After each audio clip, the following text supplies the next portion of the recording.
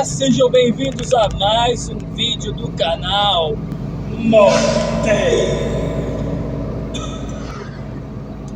E no vídeo de hoje eu vou falar sobre você será um vilão. Inevitavelmente você será um vilão. E qual é o contexto que eu vou falar? O contexto é o seguinte: toda vez que você tiver uma ideia criativa, toda vez que você tiver uma ideia inusitada, toda vez que você procurar um caminho que seja alternativo, um caminho que não seja o caminho que ele é tão padrão relacionado aos outros, em comparação aos outros, você terá que vestir a roupa do vilão. Você receberá sobre si a insígnia, o sinal, o rótulo do vilão. Por que isso? Porque geralmente o novo, o inusitado, né? Ou aquela situação que não está num primeiro momento dando muitos frutos, você vai ser julgado, você vai ser desprezado, você vai ser depreciado, você vai ser desvalorizado. Por quê? Porque geralmente resultados extraordinários, eles acontecem depois de muito trabalho, né? O livro Empresas Feitas para Vencer, ele fala sobre isso, né? Sobre os resultados de empresas extraordinárias, né? O resultado de empresas que não eram tão conhecidas assim, mas tiveram resultados extraordinários. Então, só que veja bem, te rotularem como vilão não significa que você seja um vilão, né? Te rotularem de uma maneira negativa por causa de um projeto que você tem, não significa que você necessariamente está fazendo um projeto ruim. O YouTube, ele é um exemplo, Como num vídeo que eu assisti ontem, o YouTube é um trabalho de muita persistência. Eu vou dar um exemplo, tirando do aspecto, né, da área do YouTube, mas vamos imaginar que você decidiu, né, você tem ali, 10 anos de casa, tem 10 anos de casa na empresa, você é CLT, e aí você decidiu pedir demissão, pegar o seu FGTS, né, imaginemos que você paga aluguel, e aí você decidiu voltar a morar com seus pais, né? Detalhe, você é casado e na casa ali dos seus pais, eu estou criando uma situação hipotética, tá? E na casa dos seus pais tem ali um sobradinho que ninguém tá lá, né? Ali no cantinho. E aí você decide voltar para lá, mudar de cidade, para você, por exemplo, voltar a morar com seus pais.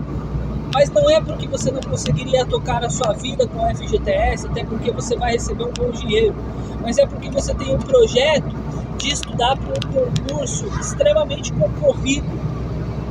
E aí você consegue reduzir os seus custos, né? Você consegue ter uma projeção muito maior, e aí você decide virar um concurseiro com o dinheiro do FGTS. E com o dinheiro que você não paga de aluguel, você teria mais tempo ali para você poder se dedicar a um concurso. Haverá mudanças de cidade e talvez por causa desse tipo de mudança, às vezes a mulher da pessoa, ou às vezes até mesmo as pessoas que estão no entorno, não vão acreditar muito no projeto. Vão dizer coisas do tipo: ah, mas o concurso ele é muito concorrido. Ah, mas como é que o pessoal fala de concurso? Ah, mas isso aí é tudo combinado e os cargos já estão tudo dado, aquela coisa que se fala de concurso, né?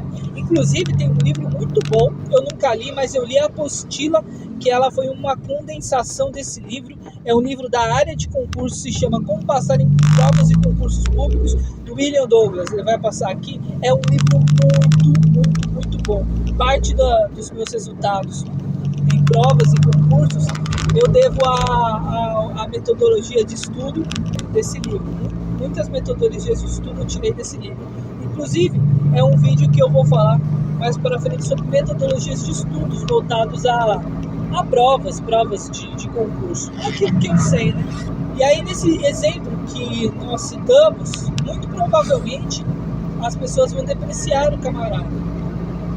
E aí ele fala: bem, eu vou ficar 2 anos estudando para esse concurso, porque ele paga bem, ele vai dar uma boa remuneração e ele vai mudar a minha vida.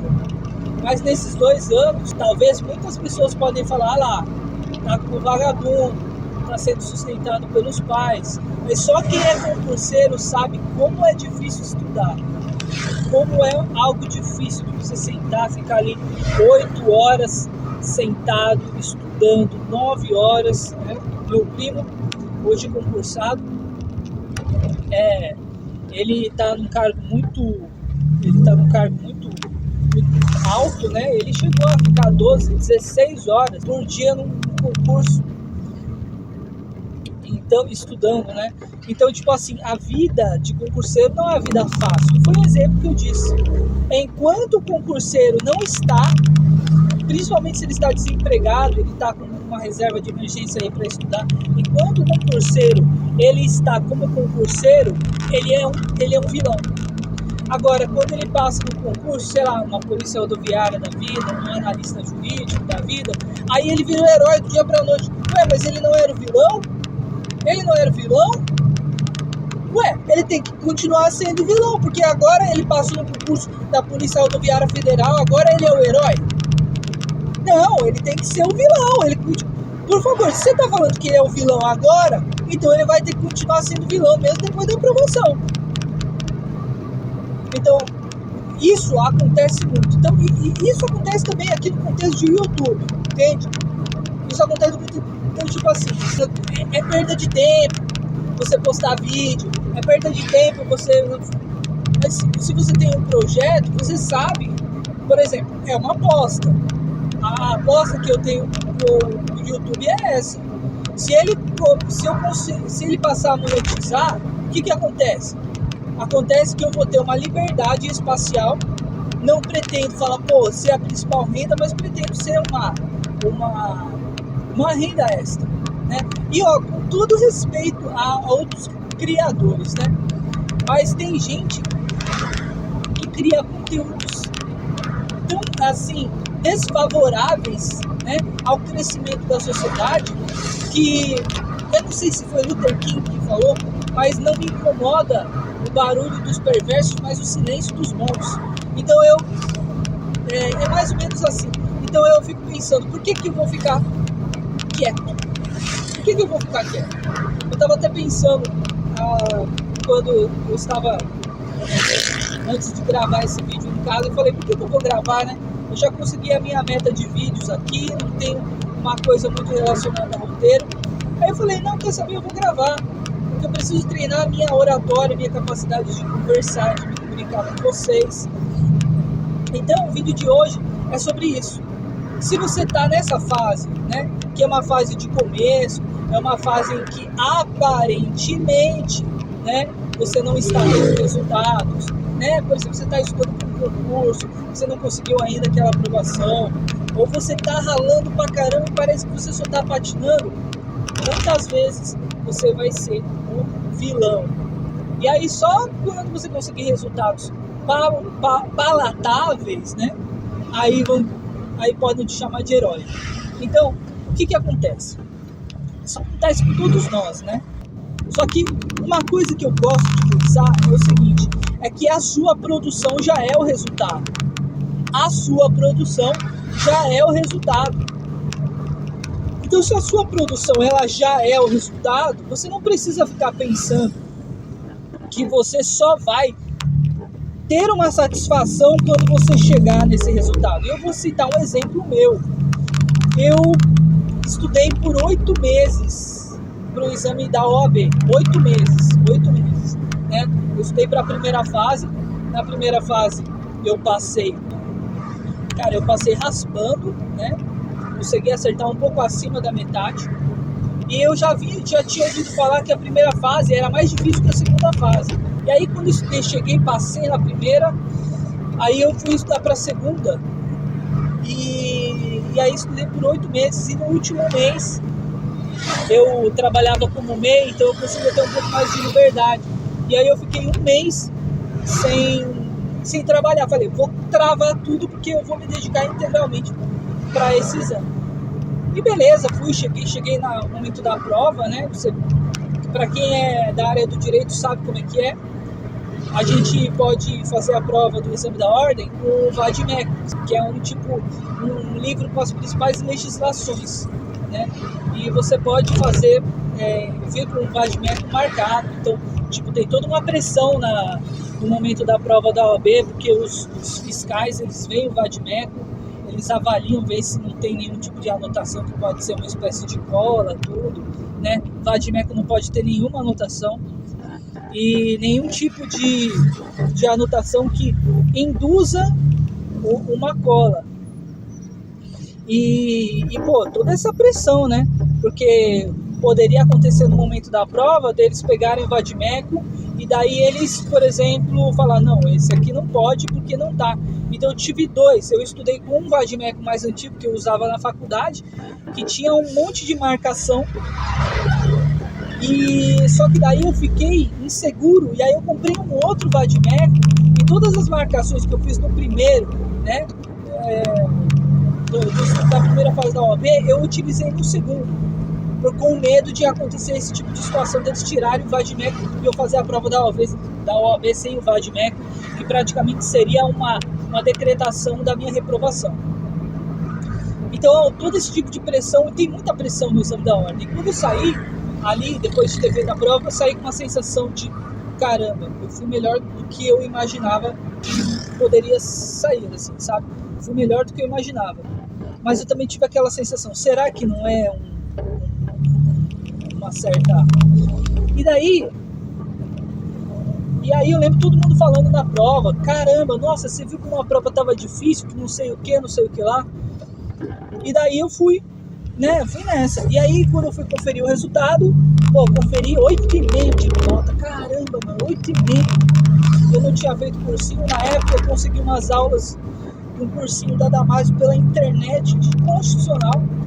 Eu pensei, cara, eu tinha escolhas para fazer, né? Eu vou fazer civil, aí foi civil, tem muita coisa para fazer, o trabalho, não gosto de direito do trabalho, penal, também penal era uma possibilidade. Aí eu falei, quer saber, eu gosto de constitucional, eu vou fazer de constitucional, tô nem aí.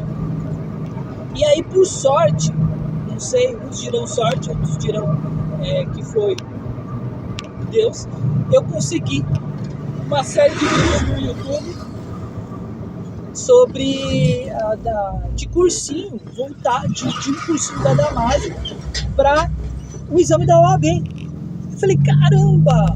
Então eu fiz sem pagar um cursinho, mas eu consegui essas aulas. E aí eu falei, nossa, então eu vou devorar isso aqui. E aí foi a minha breve história, né? E aí, beleza, depois que eu passei, você tem aquele êxtase, né? Falei, pô, que legal e tal. A sua autoestima fica muito elevada, né? Por exemplo, hoje eu não tô advogando, né? Não pretendo advogar. Mas aquela sensação de ter passado no exame da ordem, nas condições que eu passava, né? Que eu passei num aperto financeiro naquela época, elevou minha autoestima de tal forma que os concursos seguintes que eu tive, eu fiquei em terceiro lugar no concurso da prefeitura, né, na minha cidade antiga, e depois eu mudei para cá e eu fiquei em primeiro lugar no concurso do cargo que eu tô hoje, né. Depois eu fiz a prova prática, na prova prática caiu um pouco a minha colocação, mas o fato é que na prova escrita eu fiquei em primeiro lugar dentre 4.000. Só que, veja bem, como que aquele resultado do exame da OAB fez bem pra mim. Porque eu falei, cara, se eu conseguir esse resultado, então eu sou capaz de resultados também similares em outras provas, né? Então, às vezes a gente pensa que aquilo não fez muito efeito na nossa vida, mas a nossa vida é um conjunto de experiências, né? Eu passei pela fase, né, de que dentro dessa parte, falar, você não vai fazer cursinho, não? Olha, só passa na OAB quem faz cursinho. Mas é muito difícil, né? Eu lembro até mesmo que eu conversava com pessoas, é muito difícil, né, passar, né? E você ouve esses comentários, sabe? Esses comentários. E o mais interessante é que ninguém quer sair da zona de conforto. Mas quando tem alguém que se propõe a sair, você fica em evidência. E aí, às vezes esses comentários não são de pessoas que querem o seu mal, querem que você se dê mal, não são de pessoas que querem te desanimar, não são de pessoas que te amam, né? Porque às vezes elas não souberam utilizar adequadamente o mesmo argumento. Então, entenda o seguinte: você vai ser o vilão, você vai ser, no caso aí, o trouxa que tá perdendo tempo estudando para o concurso, tá perdendo tempo para isso, tá perdendo tempo no projeto de tal coisa, tá perdendo tempo para abrir uma empresa, vai trocar o certo pelo duvidoso, né? Tá perdendo tempo, para que construir isso, para que postar aquilo, entende? Então, assim, entenda que isso faz parte do processo, né? Eu não falo isso de um cara que já chegou e conseguiu grandes resultados, entende? Falo isso porque me sinto vivenciando essa situação. Esteja aqui comigo nesta minha jornada, né? Eu tô postando esses vídeos agora, né? Eu quero que você tenha esse privilégio de agora estar comigo. Entenda que neste começo, esse é o momento mais importante da sua vida. Você já assistiu aquele filme lá, A Procura da Felicidade? Qual foi o momento mais importante para você? Foi o momento daquela cena emblemática que o personagem, né, interpretado por Will Smith, ele finalmente é contratado? Eu não vejo dessa maneira. Porque aquilo ali é somente resultado de todo o trabalho que ele teve. Um dos momentos mais emblemáticos daquele filme é quando ele está ali com o filho dele na situação mais caótica que tem. Porque ele está com o filho dele ali no banheiro da rodoviária. Porque ele está estudando com aquele... em outro momento também que ele está estudando ali embaixo de uma janela com muita pouca claridade. Porque parece que a luz foi cortada, entende? Então um momento precioso não é quando você chega lá no topo, né? Quando você chega no topo. O momento precioso é esse que você está construindo agora. Isso é precioso. Você tem que olhar com muitos bons olhos, porque quando passar e você chegar lá, você chegar em algum lugar, eu não concordo muito com chegar, porque é uma constante, é um processo, você tem que curtir o processo, você tem que curtir o caminho, todo esse tipo de coisa. Então eu não concordo muito com chegar lá, entendeu? Mas enfim, quando você chegar lá, você vai olhar para trás e falar: nossa, olha, foi difícil, mas eu tinha até saudade, sabia? Então desfrute esse momento. Desfrute o momento que você é o vilão, entende? Eu vou finalizar o vídeo agora, que já deu uma estendida. E é isso. Eu espero que você tenha gostado desse vídeo. Se você gostou desse vídeo, comenta, faz comentário aí, meu amigo. E é isso, nós nos vemos no próximo vídeo. Falou, um abraço. Foi.